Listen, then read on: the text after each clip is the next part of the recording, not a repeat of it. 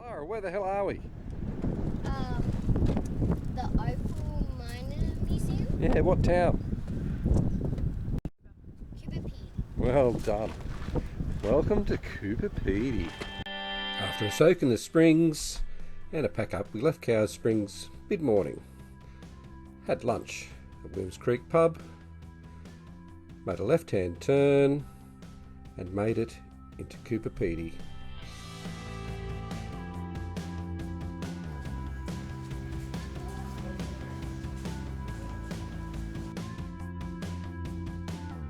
What you found, Leslie?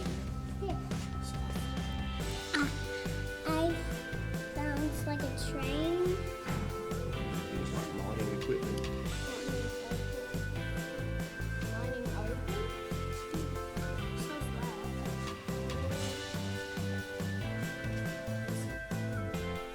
So The Moona Museum seemed like a pretty good place to start. Everything you need to know about Coober Pedy, mining, Aboriginal culture and opals, you'll certainly find it here.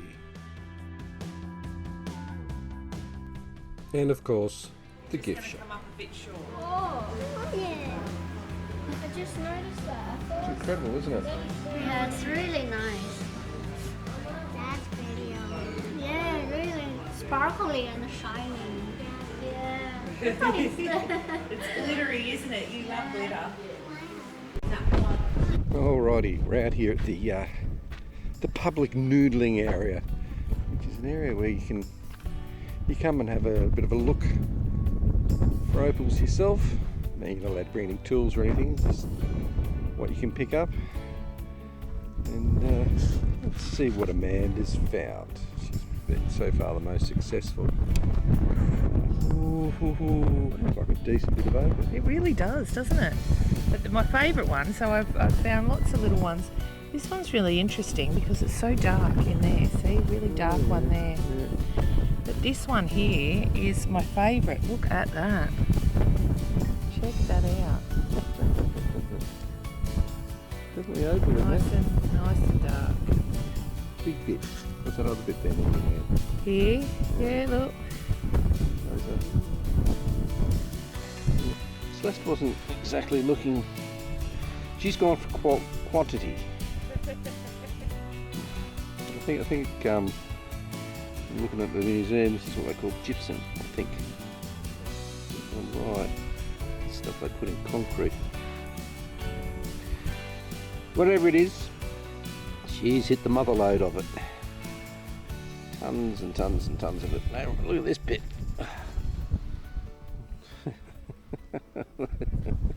Okay, well, there's a lot of underground churches in Coober Pedy, so we're going to check out the catacomb church.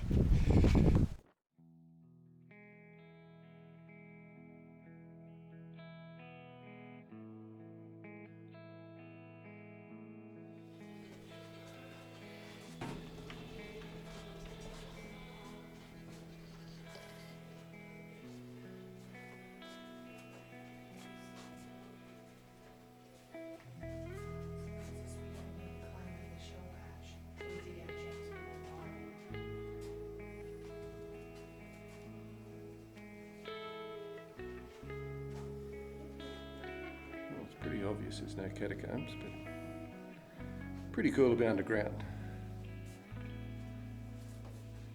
Nice quiet place to sit and reflect, perhaps. Alright, here we are at Faye's. Apparently built by hand by a couple of women back in the 60s, and they have an opal mine here as well. We'll check it out.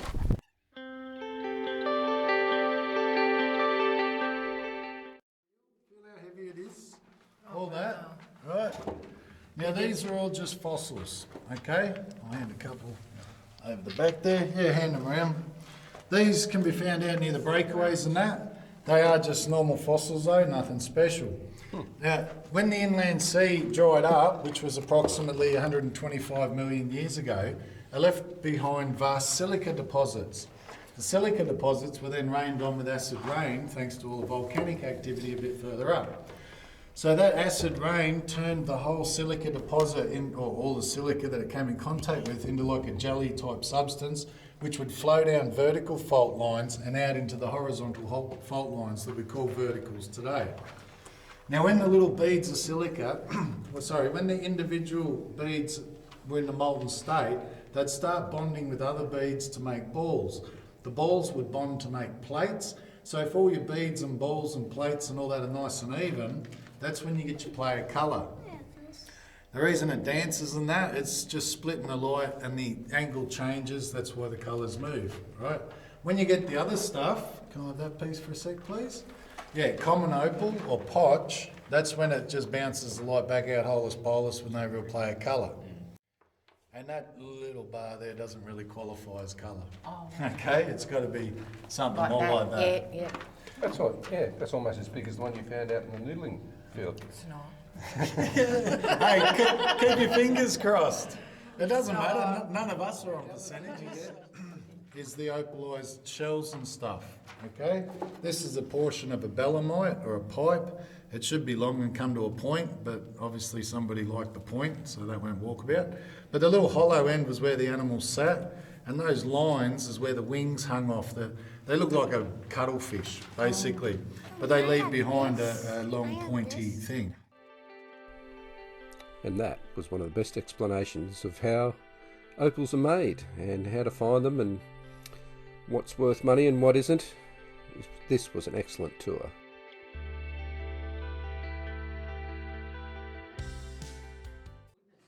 Right, yeah, you see those white bits that are shining? That's the bits of material that have been left behind. So when you run around old workings, you just mark these spots, and then you come back later with the white torch. Oh, nah, potch. Oh, well, try again. Or maybe put a few bombs and see if it's going to change its mind somewhere later. Faye mined all this with gelignite, and that's an average stick of gelignite. People started to go to AMFO. The government introduced it as an explosive alternative, but it was a hell of a lot cheaper than gelignite. Back when I first got to town, I think AMFO and all that was running only about 1/3 the price of gelignite. So more bang for your buck.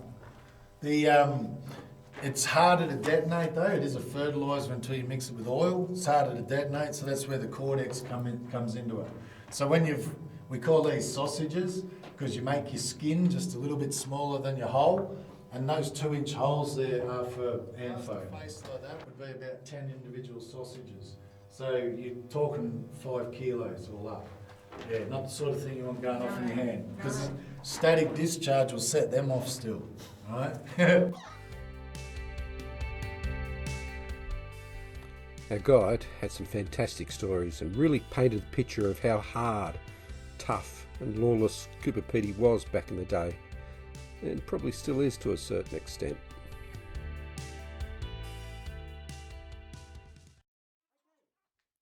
So as we go through the home folk, this is actually a photo of Faye at this very cabinet.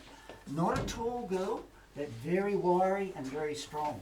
The main reason for that being that when she was mining, she'd have to scamper up and down the mine sometimes 20, 30 times a day. And if you were going down the mine, you'd actually see her foot marks where she used to have to put her feet to get the next level. Okay, so now folk, this is the back wall of the original. Oh, I must tell you this. This was actually owned by Archie Burnett, who was a town mailman. And of course he used to take the mail and passengers all the way across to William Creek, 170 mile away, and to meet the old gan that snaked its way up through the desert years ago, of course. And of course, when Faye got wind of the fact that Archie was leaving, she decided that she'd pool all her money and buy the entire block, which was another smart move. So of course this would have been the back wall. And what you see now of the actual living room is what Faye dug out herself.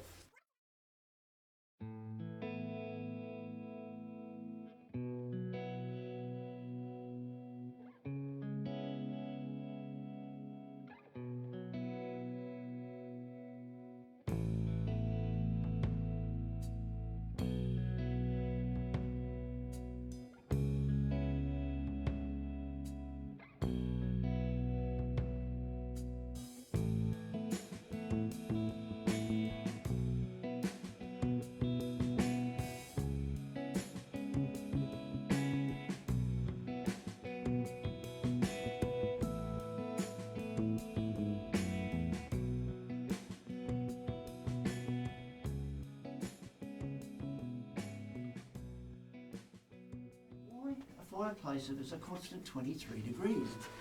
Well, it was just to make the place look a little bit more like home. However, they did light it once and they learnt their lesson the hard way. What happened was they got a bit sloshed one night. They decided, right, we'll stoke up the fire and chuck a match in it, which they did. But in less than 5 minutes, they realised their error. This became an inferno. It became so intensely hot.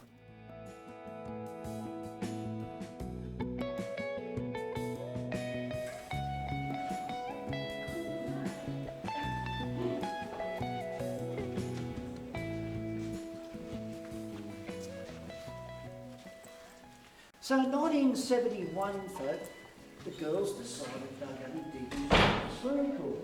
And when they went downtown and told all their girlfriends about what their intentions were going to be, they were laughed at and furthermore told that they... Okay, Severian Church, or underground church. Excuse the wind noise.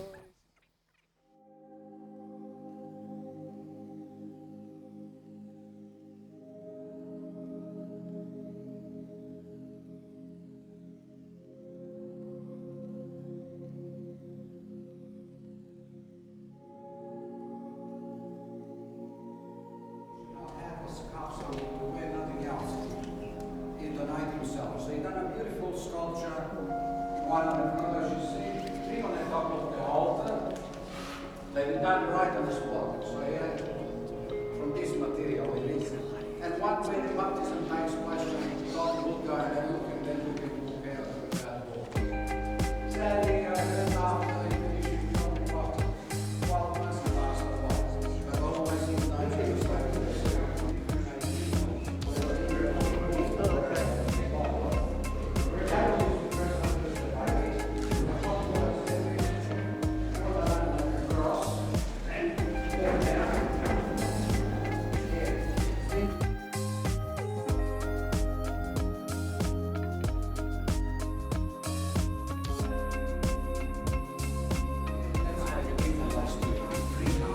probably working hard, but they work not under control. Plus,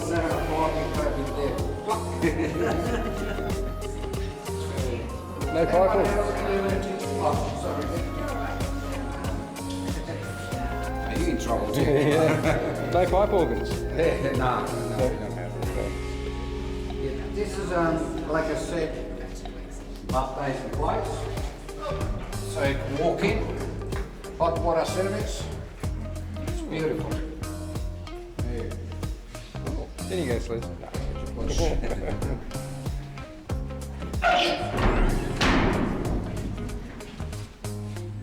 Wow. It's good enough. You can have a look at it. Yeah. Probably in those days, if they all were hot, they go into the market. Most of them are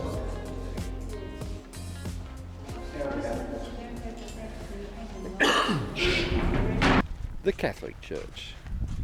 The first church underground for Coober Pedy.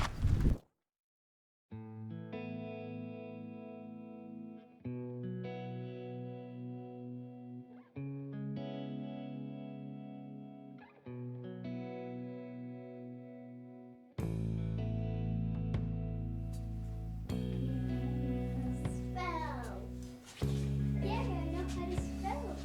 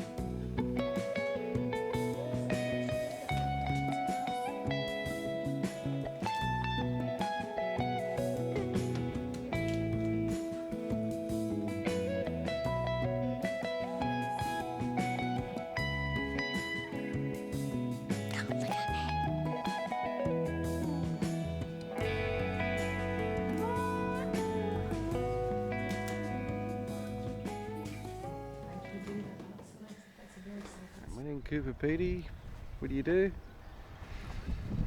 You go see the big winch.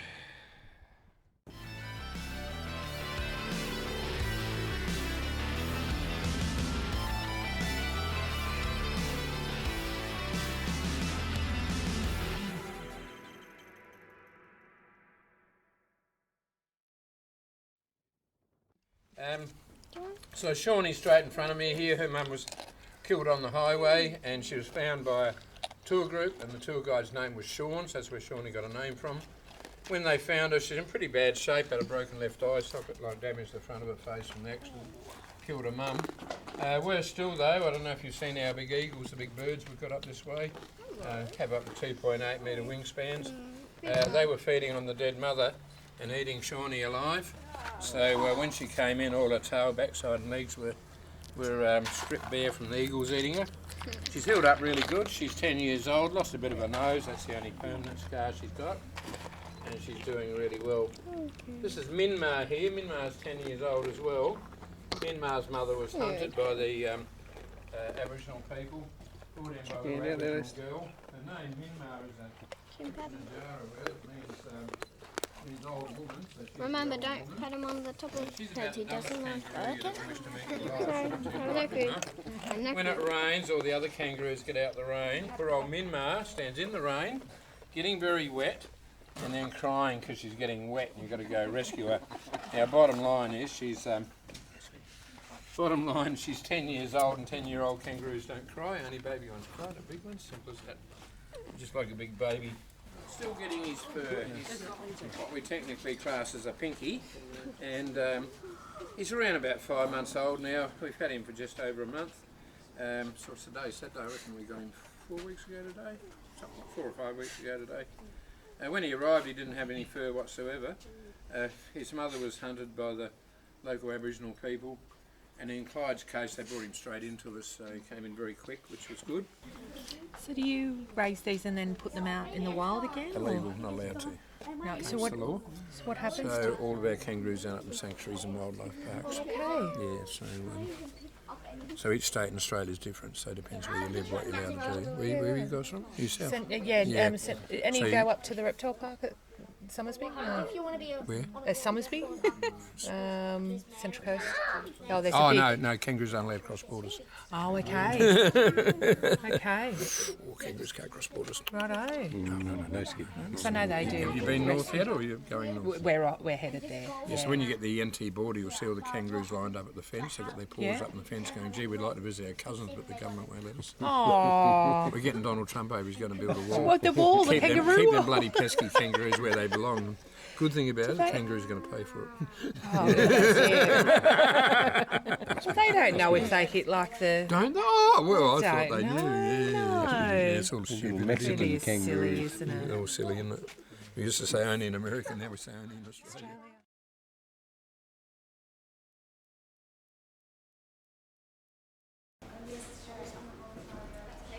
It's white. It's white.